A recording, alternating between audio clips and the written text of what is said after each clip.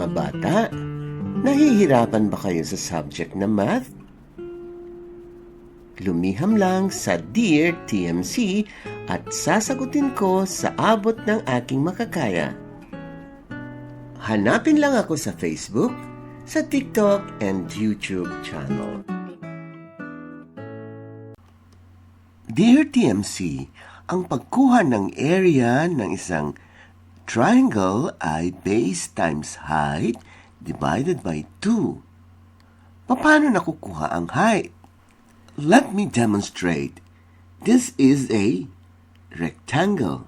Pag hinati natin sa gitna, diagonally, makakagawa tayo ng isang right triangle. Ngayon, makukuha natin ang taas. AC. Bilangin nga natin.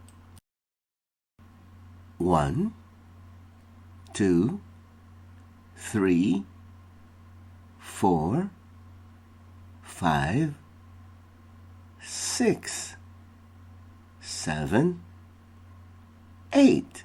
8 square units. Ang base naman ay line CD. 1, 2, 3, 4. The base has 4 square units. Therefore, the area is equal to 8 times 4 divided by 2, which is equal to 16 square units. Is obtuse triangle. Alin kaya dito ang height? Obviously, ang base natin ay GH, which is 4 square units. To get the height from the tip down to the base, that will be the height, EF. Now, we have a acute triangle as the third type of triangle based on the angles. To find the height, get the tip of the triangle down to the base.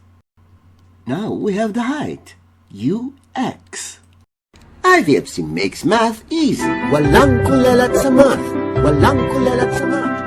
A campaign on numeracy brought to you by I Volunteer for Filipino Children.